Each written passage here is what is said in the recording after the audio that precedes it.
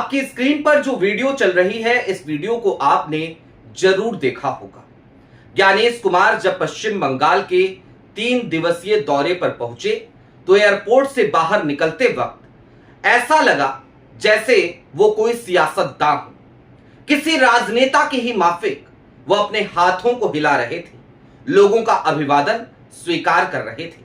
लेकिन जिस वक्त ज्ञानेश कुमार ये कृत्य कर रहे थे, उन्हें अंदेशा भी नहीं रहा होगा, उन्हें अंदाजा भी नहीं रहा होगा कि पश्चिम बंगाल में उन्हें मुंह छिपाने की नौबत आ जाएगी।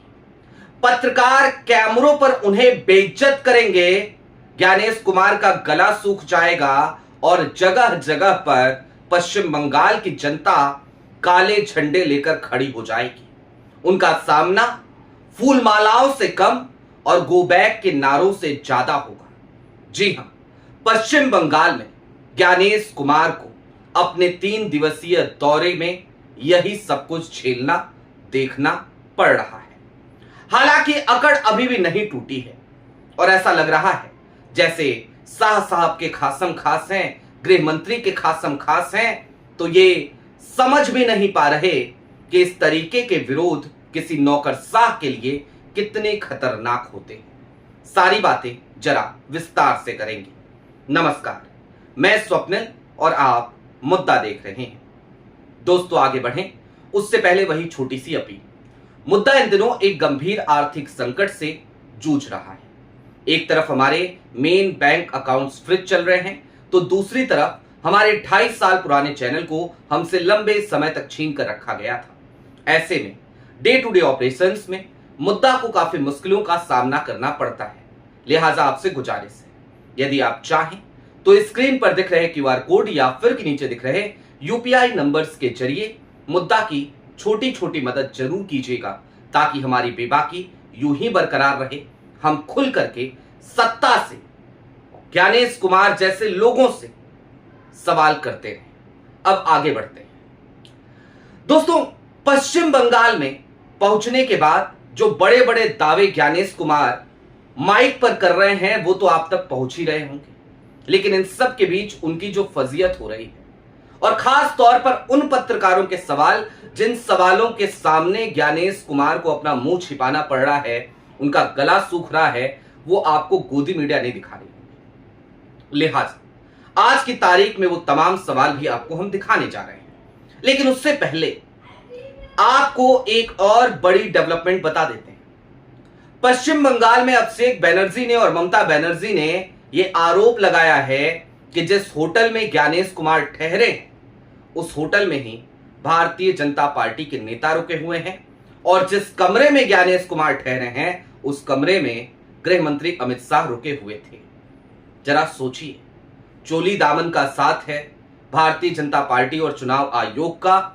ये बात तो लगातार कही जाती रही और इस बात पर लगातार चुनाव आयोग पर्दा डालने की कोशिश करता रहा, राजीव कुमार वाला।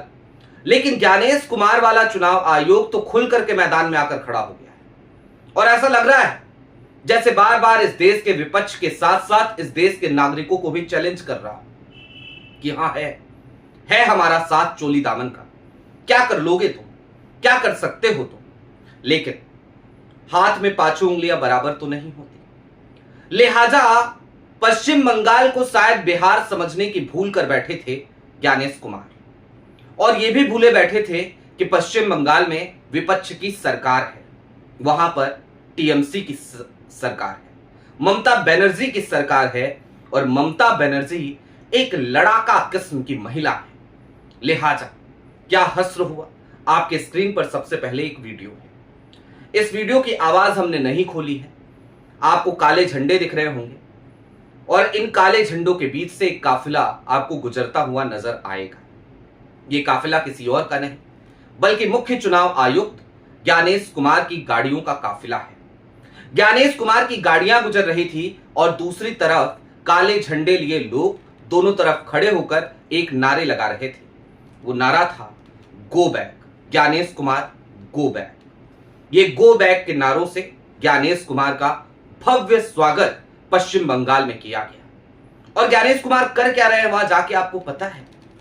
गए तो हैं चुनाव की समीक्षा करने, चुनाव की तैयारियां करने, खूब बड़े बड़े वायदे कर रहे हैं, निष्पक्ष चुनाव होगा, हिंसा मुक्त चुनाव होगा, भय मुक्त चुनाव होगा, ये सारी बातें कर रहे हैं।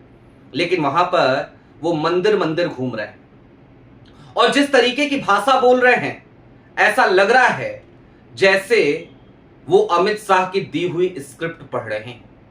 मसलन उनका यह कहना भी कहीं ना कहीं विवादास्पद है।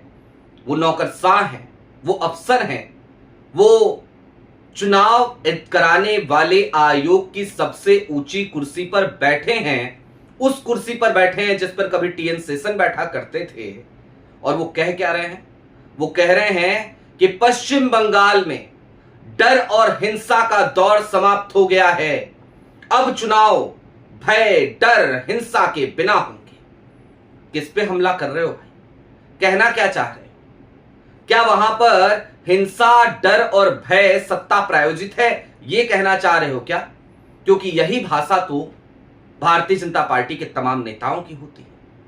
और ज्ञानेश कुमार साहब, आप भी उसी तरीके से कैंपेन करते नजर आ रहे हैं। लेकिन जब इन लोगों से ना मुश्किल सवाल आ जाए इनके सामने, कोई इनसे बड़ा सवाल पूछ ले, तो इनकी जबानें बंद हो जाती हैं। आज की तारीख में भी इस देश में पत्रकारिता ऐसा नहीं है कि बिल्कुल खत्म हो गई है भाई, मेन स्ट्रीम मीडिया में खत्म हो गई है, लेकिन रिपोर्टर्स आज भी सवाल पूछ लेते हैं।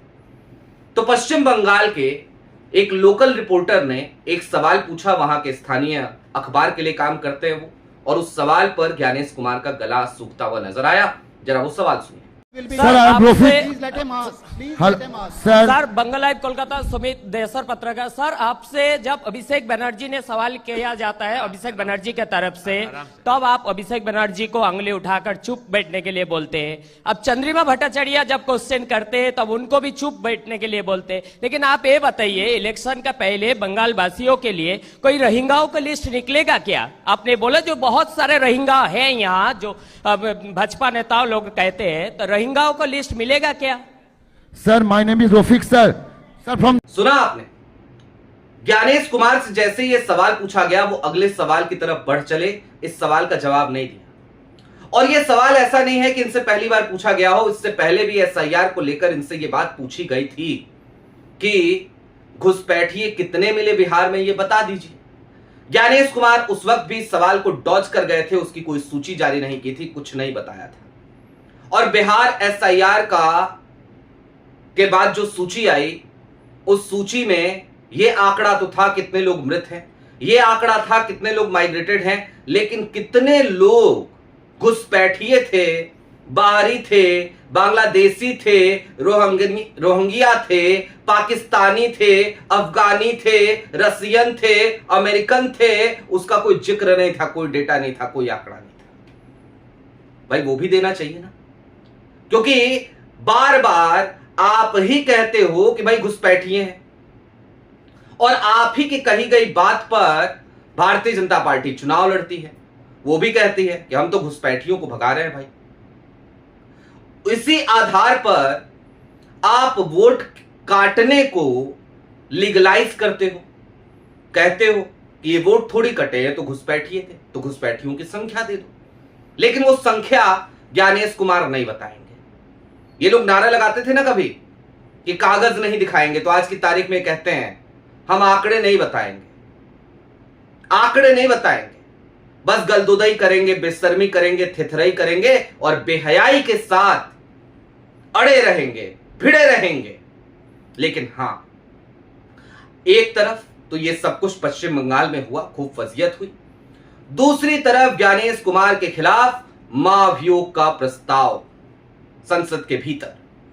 ओम बिरला के बाद ज्ञानेश कुमार के खिलाफ महाभियोग प्रस्ताव, ओम बिरला के खिलाफ अविश्वास प्रस्ताव है, पेश किया गया, स्वीकार हो गया, आपको जानकारी हमने दी थी। अब महाभियोग प्रस्ताव की तैयारी, और महाभियोग प्रस्ताव जब पेश होगा तो जाहिर सी बात है विपक्ष के पास नंबर गेम नहीं है, लेकिन ज्ञानेश कुमार के लिए यह बहुत बड़े कलंक की बात होगी। क्यों होगी जानते हैं? आज की तारीख तक किसी भी मुख्य चुनाव आयुक्त के खिलाफ महाभियोग प्रस्ताव नहीं आया है। ज्ञानेश कुमार टॉप करने जा रहे हैं, नंबर 1 बनने जा रहे हैं, इतिहास रचने जा रहे हैं, रिकॉर्ड बनाने जा रहे हैं। लिहाजा ये कलंक का रिकॉर्ड है। ज्ञानेश कुमार के चेहरे पर निश्चित तौर पर महाभियोग प्रस्ताव लाकर ये जो एकजुट विपक्ष है इंडिया अलायंस, वो कालिक पोतने का काम करेगा। हालांकि इन लोगों को कालिक होलिक से कोई फर्क नहीं पड़ता। इनके चेहरे पे कालिक पुत जाए तो ये आईने के सामने जाकर के खड़े होकर कह सकते हैं दाग अच्छे हैं, बहुत खूबसूरत लग रहा है चेहरा, ऊपर वाले ने शायद ठीक नहीं बनाया था, ये रंग ज्यादा बेहतर है। इस तरीके के लोग हैं ज्ञानेश कुमार जैसे लोग। अब चलते चलते एक बात लेकिन समझ लीजिए, ये जो खेला करने की कोशिशें, साजिशें पूरे देश में चल रही हैं चुनाव आयोग की तरफ से, आज की तारीख में ऐसा लगता है कि विपक्ष मजबूती के साथ उसका जवाब दे रहा है। हालांकि विपक्ष के कुछ लोग ये सुन के नाराज हो जाते हैं जब मैं कहता हूं आज की तारीख, लेकिन सच्चाई यही है कि आज की तारीख में दे रहा है। इससे पहले विपक्ष डिकोड ही नहीं कर पा रहा था कि हो क्या रहा है और खेला हो कैसे रहा है, लेकिन आज विपक्ष सजग है। आज विपक्ष कई मोर्चों पे लड़ रहा है। यहां तक कि पश्चिम बंगाल की मुख्यमंत्री बीते 5 दिनों से धरने पर बैठी हुई हैं। तो निश्चित तौर पर इस बात को समझिए कि ज्ञानेश कुमार के लिए पश्चिम बंगाल की राह इतनी आसान नहीं है और वहां पर वोट चोरी कम से कम इतनी आसान नहीं है। आपकी क्या राय है वो हमें कमेंट बॉक्स में जरूर बताइएगा। चलते चलते फिर वही अपील, चैनल पे नए हो तो सब्सक्राइब करते हुए जाइएगा, सक्षम हो तो मुद्दा की छोटी छोटी मदद जरूर कीजिएगा। बहुत शुक्रिया।